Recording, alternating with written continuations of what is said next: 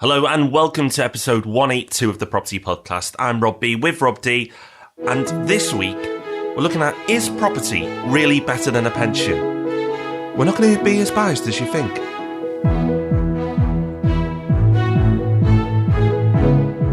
No, we're really not. If you're expecting a whitewash, hopefully you'll be surprised. We're not setting up pensions for a fall by any means. But this is all sparked by something in the press. So we'll explain why we're talking about this week. There's also another news story that's been worrying people this week, which we'll dig into and hopefully reassure you about. And a resource of the week, which is going to win you hours of your life back. So lots to fit in the next 25 minutes or so. But Rob, the highlight of our month is always the first Thursday of the month. So, well, this month, the 1st of September is a highlight. It's all downhill from here. It's meetup night. That's why we love the first Thursday so much. More than 30 meetups across the country and beyond. We were at them. Where were you? You went to an unusual one, didn't you? Well, don't start, because you didn't travel far and wide either. I went to King's Cross. Which is not too far from the RMP office. But we had some new people starting at RMP and I wanted to show them a meetup, so that's why I went there. So I've got a reason. But Rob, the way you're going on, you must have gone really far. Where did you go? Yeah, the Dumfries meetup was awesome. No, I was in St Albans, which... Is that the one 20 minutes away on the train? Yes, 18, I think. 18, right. But yeah, I was at the St Albans meetup. Actually, the first Property Hub meetup. And Chris Ryder was running that meetup before Property Hub meetups were a thing, and we kind of brought it into our world. But doing a fantastic job down there. Really great, brilliant crowd, really nice venue, and for the first time, so I must have been to, about 9 or 10 meetups by now, but this is the first time I was called upon to make a speech. Chris and I actually stood up on some chairs and did a little Q&A for about 15 minutes, which was really nice, actually. It's nice to see different meetup leaders experimenting with different things around the country. So if you are in a kind of location where you're equidistant between the Nottingham meetup and the Leicester meetup, it's worth mixing them up, getting along to different ones. They're all quite different from each other, but all sales pitch free and all lots of fun. They are. Great evening. And just a quick thank you to everyone who's been applying for the role at RMP. Lots of applicants. Really, really grateful for those who've shown interest. If you were considering it, you better hurry, because we're going to be closing the doors to applicants very soon. Go to the link rmpproperty.com/apply here and find out more. But if you go back a couple of episodes, you can find out a little bit more about the role there. Okay, onwards to our news story this week. Would it surprise you that there were more rumours floating around about the government doing things to tax property investors more? That's a new one, Rob. Yeah, it was a bit like Groundhog Day when this one popped up again. It's just like, oh, another tax that's been sent to destroy us. We'll link to the story in the show notes. The show notes this week are propertyhub.net/propertyvpension. This popped up during the week, and what it appeared to be is in the finance bill that's going through, it appeared that something had been snuck in whereby gains from property, when you sell it, would be taxed as income tax rather than capital gains tax, which, of course, means that if you're a higher rate taxpayer, you'd end up paying a lot more and there wouldn't be the CGT tax-free allowance. When this appeared, everyone freaked out about it. It since appears, or the general consensus seems to be, that the intention of the clause is actually to affect overseas developers who use certain methods to dodge tax, and it isn't meant to affect UK landlords who buy and hold.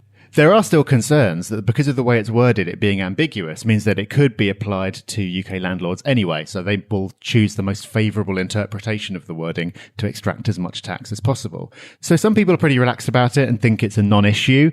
Other people are a little bit more sceptical and think that it could become an issue. So it's one of those watch this space ones, really. But if this is something you heard about, it appears that it's not as bad as it first seemed. And if it is true, there are things you can do moving forward. Yes, if you've owned property for a long time historically, it makes it more difficult. But for those who are investing now and going to invest in the future, there are certain tax plays you can do that aren't that complex that you can get around it. So while it's not fun, the government doing things like this, and if they do bring it forward to apply to everyone, that on the surface it doesn't seem great. Like the other tax changes, it will affect the people who've been in property for a long, long time a lot harder. But for those who've just started or are about to start, if you set yourself up right from the beginning, then there's lots you can do. We've talked about it plenty on the podcast, multiple episodes on tax, and we've done some courses on the Property Hub as well. So make sure you get to the Property Hub, check out some of the free courses, especially the ones related to tax, and you can learn more there. But the learning does not stop, Rob, because it's time to dig in to our topic of the week. Yes, so our topic of the week this week is property really better than a pension? So why are we talking about this week? Well, it's because of a quote by the chief economist at the Bank of England, Haldane. He was interviewed in the Sunday Times, and he was asked whether owning a property or a pension was better for retirement. And his answer was almost certainly property. I'll read out the quote. He says, "It ought to be a pension, but it's almost certainly property. As long as we continue not to build anything like as many houses in this country as we need to meet demand, we'll see what we've had for the better part of a generation, which is house prices relentlessly heading north. I would quite like the day to come when that wasn't the case, but we've got a lot of catching up to do." So that's the quote, with him sort of talking about how he thinks property prices are going to keep increasing. Then later on, he has something to say about pensions. So the quote is, "I consider myself moderately financially literate, yet I confess to not being able to make the remotest sense of pensions," he said. "Conversations with countless experts and independent financial advisors have confirmed for me only one thing, that they have no clue either." So quite a surprising, shall we say, thing for the chief economist of the Bank of England to say. Yeah, I don't know what's most worrying, that he's admitted that nobody knows anything about pensions, that he doesn't believe in pensions, that property is the way to go forward, or that he's only moderately financially literate, which for the chief economist at the Bank of England I thought would be reasonably important for his role, but there we go. To defend him slightly, I do believe this is from the Fame and Fortune article, which they have each week in the Sunday Times, where everybody gets asked the same question: do you believe in pension and property? And to be fair to him, nearly everybody says property. And if we were interviewed, but we need the fame and we need the fortune before we can do, we would probably say the same as well. So, is he right? Well, over the last 14 years, property has outperformed UK equities, and by quite some way as well. Property, according to the Halifax Index, has gone up by 132% in the UK. So it's quite a rise over the last 14 years. Equities, though, in the UK have only gone up during that period by 12%. 12%, that's not a lot. So the last 14 years, a rise of only 12%. So property is absolutely smashed UK equities, if you have a look at it that way. However, that's only one time selection. Let's go a bit further in time and go to 30 years. So over the last 30 years, UK equities have done better. Property's done 402%, and UK equities have just edged it with 433%. So equities performing better over the 30 years. Two things that are important to remember here. Going back to last week's episode where we talked about selecting data to suit agendas, you have to remember that whatever data point you pick can sometimes give a bias to your argument. So that's why we picked two different ones there. We've got 14 and 30 years to show each one winning. But even on the longer scale, the bigger scale, and the bigger scale included the 1989 property crash and the 2008 property crash, so two massive property crashes in there as well, it was only just beaten. However, the big thing missing from this is leverage.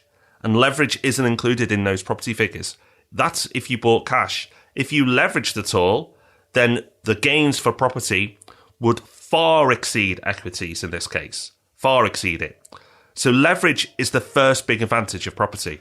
Yeah, it is, absolutely. And it's worth saying quickly that talking about selectively picking data, when we're talking about UK equities there, we were talking about just the capital, so not taking dividends into account. But then the measure of property increases is just the capital gain on property, doesn't take rental income into account. So that seemed like the most fair comparison.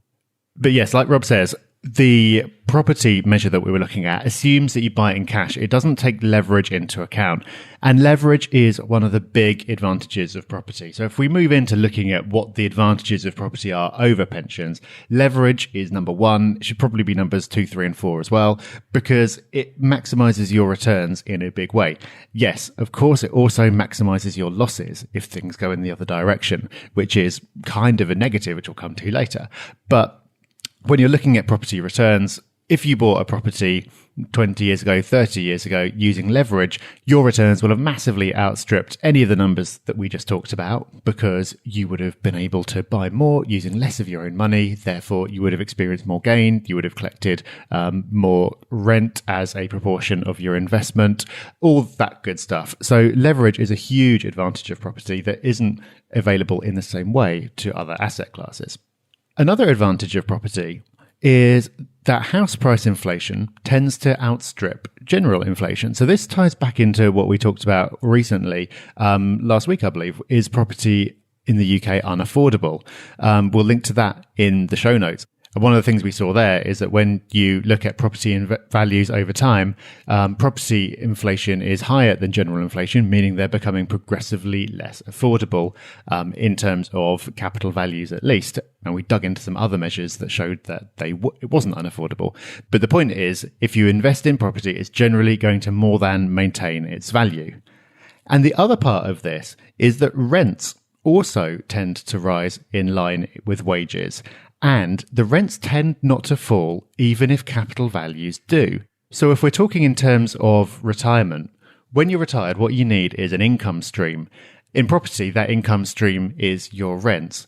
And those rents tend to rise in line with wages. So that income stream is relatively inflation proof.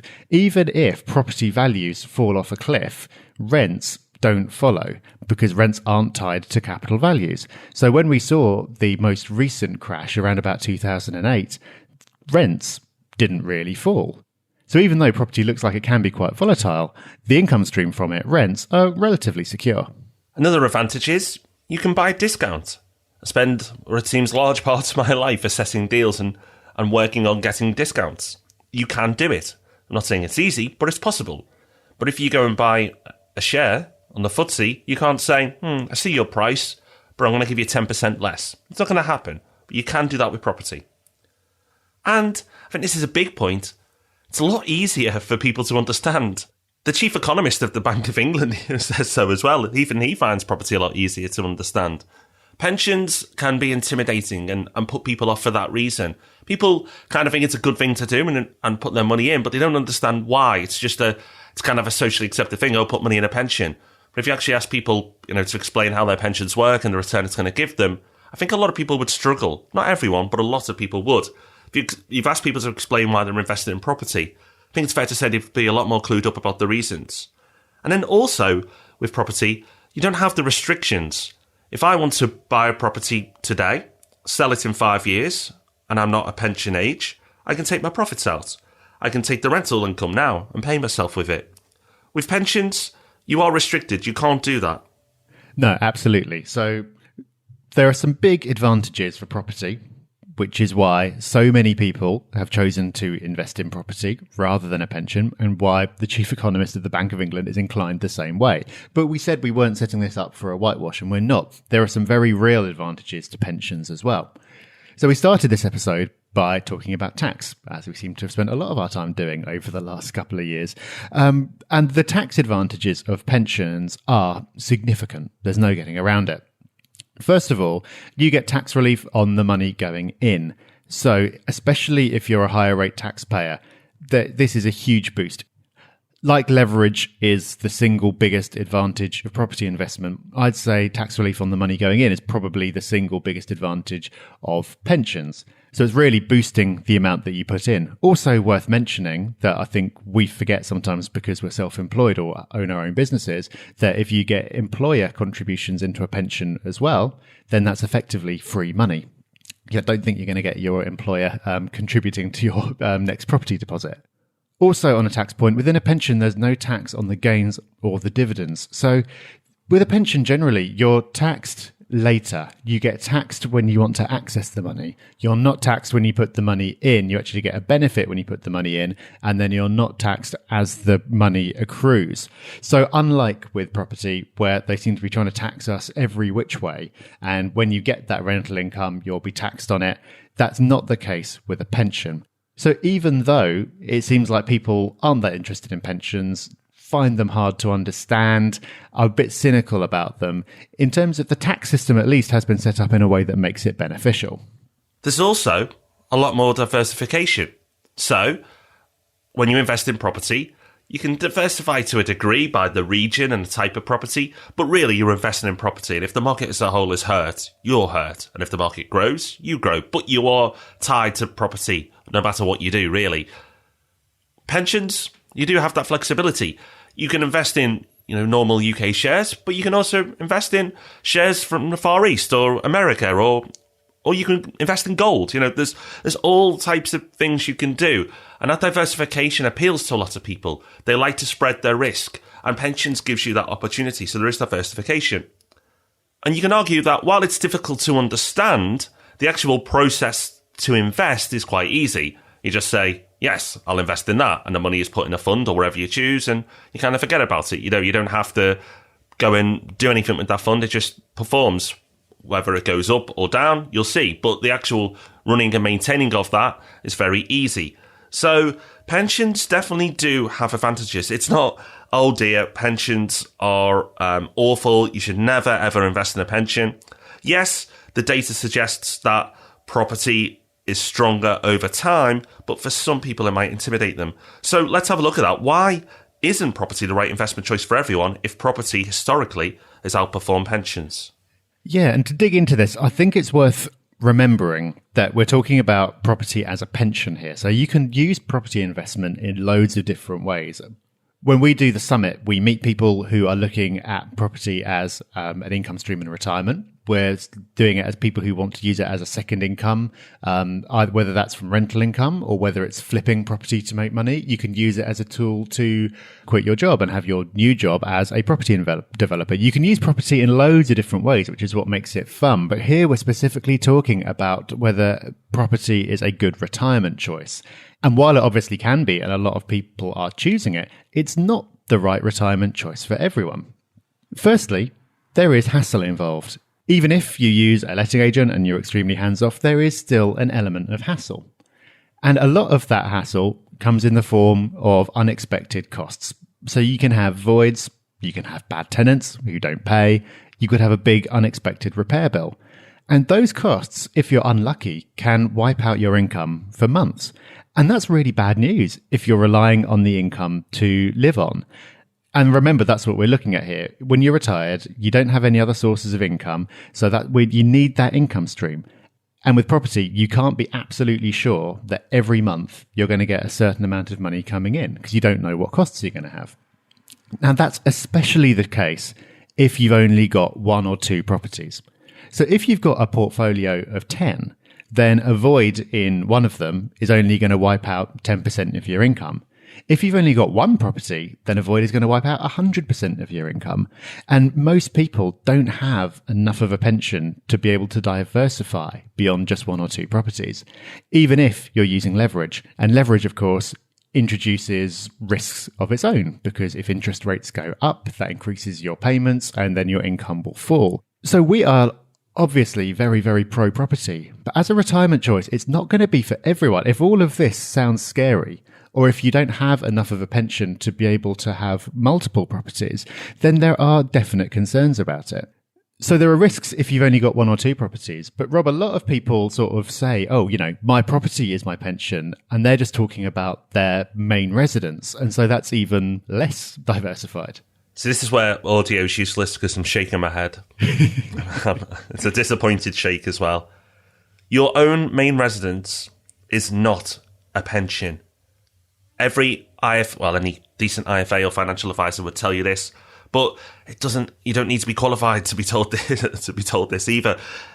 Your property is the place you live. Yes, it can go up in value. Yes, you can benefit from that, but do not rely on that as your pension.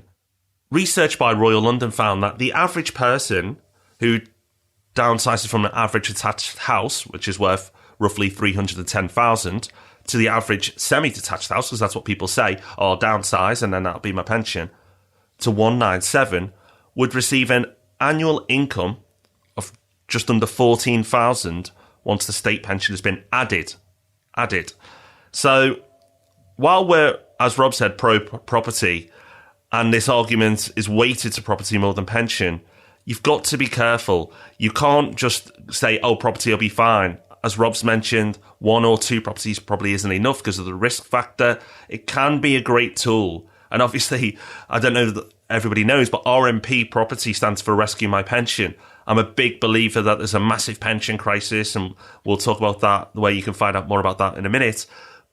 But it has to be done right, and it's not for everybody. I think it's got to be fair to say.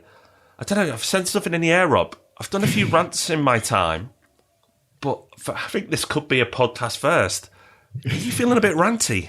I am feeling a bit ranty, because you defended the chap who made this comment back at the start, and I completely agree that this could just be a flippant comment, or in fact, actually an outbreak of honesty that's been picked up and bandied around. But here's my problem with the whole thing, and this really ties back into the pensions crisis episode that we did quite a while ago now, but we'll link to it in the show notes.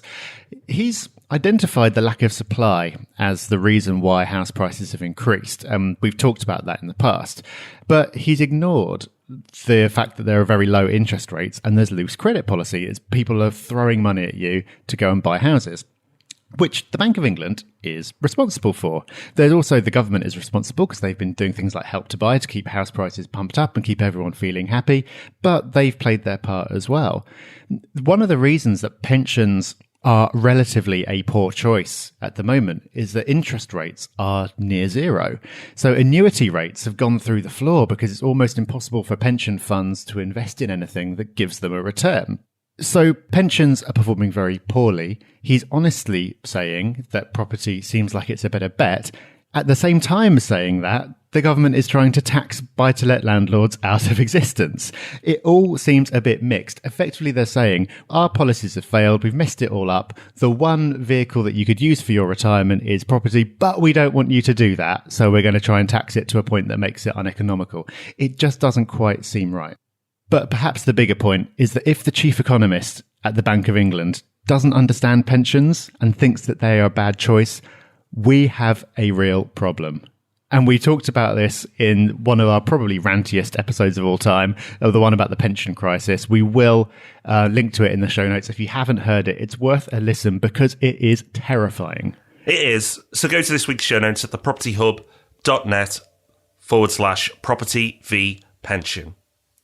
So, right or wrong, let's, the debate we can put aside, but I like that, Rob. Well done for a rant. It takes the pressure off me as being the ranty one. Right or wrong, property will continue to be a better bet than a pension, but only if you know what you're doing. So you're a podcast listeners, you're educating yourself, you'll be fine. The thing that worries me moving forward in property investment in general, not just if you're going to use it as a pension, is that with the tax changes and all the hoops we have to jump through now as investors, that the educated investors will be fine, but those who just come in and think, oh yeah, property's good because Homes on the Hammers looks exciting and they want to get involved, they're the people who are going to be really hurt now. And I think that by listening to the podcast, you're in the right place, but tell people about this free resource. Help people. If they say, oh yeah, I'm going to invest in property, and they haven't really done any education, they haven't read the books, they haven't, taken the free videos and stuff like that. And there's other courses out there as well that you can pay for, but our stuff's all free. If you want to help them, pass the stuff on that we do. Give them episodes like this. Give them episodes like the pension crisis. Help them out, because I really do worry moving forward for people that aren't educated in property, that they could really hurt themselves financially. Yeah, absolutely. And I think this is a real problem, and that's why property isn't the right choice for everyone. If you do property in a professional way and you use some of the big advantages, like leverage, which is a tool that needs to be used responsibly, and the ability to buy at a good price, which is another thing that you can't do elsewhere, but you need to do that, then it can be absolutely brilliant. And you need to, of course, manage the asset properly. But the risk, of course, is that people apply to property the same as you would with a pension, as in just kind of, sort of look into it for a morning, pick one, leave it and hope for the best. That is when people can really come unstuck, which is why you need the pension option and the property option. Property isn't the right choice for everyone, but it can be a brilliant choice if you do it right. So well done for being here, educating yourself about property so you can avoid the downsides. You know what else is a brilliant choice, Rob? Leaving a review on the Property Podcast. Actually, minor rant here. So many people at the meetup said, "Oh, love the podcast," but I haven't left a review yet. You know who you are. Shame on you. But so if you fall into that category, you love the podcast, but you haven't left a review, please do, and we'll read it out. So that's coming next. After that, we've got the resource of the week, which looks an interesting Rob one, and we'll let you know what's coming next week. But first, thank you. Big applause to Ollie Evans. And Ollie says, "I'm in the final year of university studying a built environment course, and the podcast provide excellent coverage of how to apply many of the things I learn about with their context within a business, as well as discussing great organisational and management tools that can help in any job. Thanks, Rob and Rob, for furthering my understanding in property." Well, thank you, Ollie, for leaving a review. And actually, a few people last night said they really do enjoy the hacks and the resources of the week and the little tools to get the most out of your time, as well as the property stuff. So as long as you keep enjoying it, we'll keep doing it. Yeah, of course we will. Thank you very much for that review. And speaking of time-saving hacks, I've got what I think is a pretty good one for the resource of the week. Now, Rob, I know you're a huge fan of Facebook. Can't tear you away from it. Always on there liking photos of babies and all that kind of stuff. No, Rob doesn't like Facebook very much. I don't either. But there is some useful stuff on Facebook. There are lots of very good groups. It can be a useful resource. But it's also got some of the smartest people in the world spending billions of dollars to design it in such a way that it's designed to suck your time away. That's how they make their money. They steal your time. Well, this week's resource of the week will get you some of that time back. It's the Facebook Newsfeed Blocker. Now, this is an add-on for Chrome, which does exactly what it sounds like. Once you've installed it, you go to facebook.com. You'll normally see your news feed. So you'll see a funny video of a puppy or something that will suddenly, a few minutes will have gone by and you won't be any wiser and you'll have forgotten what you went there for in the first place. This resource blocks it, so you don't see it. So you can still go into individual profiles if you want to. You can still go into groups and read what's going on there, but your news feed is gone. I didn't think I went on Facebook that much or spent that much time there, but since I installed this, I realized that I actually would just kind of land on the homepage and get sucked in a little bit. But now I can use it for the good bits and completely ignore all the baby photos and everything else. So if you install this, I predict conservatively 20 minutes a day saved. That's a big saving, very big saving. I will venture next year. It's one of my things to venture on Facebook because I know so many people in our community are on there, so it's probably best to get on there. So this tool will become very useful. So thank you, Rob. Right, next week, we've got a topic that may on the surface seem simple, and it is at a basic level. But those who invest already and are more advanced can benefit too. What are we talking about? Well, next week we're going to look at a step-by-step purchase of a property investment. So what happens? What happens at each stage? Now, we will tell you what happens at each stage, but what we'll also do is tell you how to be prepared to be the most efficient at each stage as well. Buying a property is not just picking the deal. A lot of work then happens getting it to completion. And we've talked about on previous podcasts before, the pain of when this process goes wrong. So we're going to give you our experience, and there's a lot of that, on taking it through step by step, but also how to do it in the most efficient manner possible to maximise your chances of a successful completion. Yep. Even if you are experienced and you've bought tons of property, I think there'll still be value in there for you. And if you are new and just about to do it for the first time, there really, really will be. So should be a really good episode. Hopefully we'll be a little bit less ranty, although we will be talking about solicitors. So maybe not. I don't know. We'll see how it goes. But do join us next week. Thank you for listening today. Lots of links in there today. Back to some of our most important episodes. If you go to thepropertyhub.net/propertyvpension, you will find all of that. We'll be back on Tuesday with Ask Rob and Rob, and then we'll see you again next Thursday for the Property Podcast. Thanks very much for listening. Have a good week. We'll see you soon. Bye-bye. Bye-bye.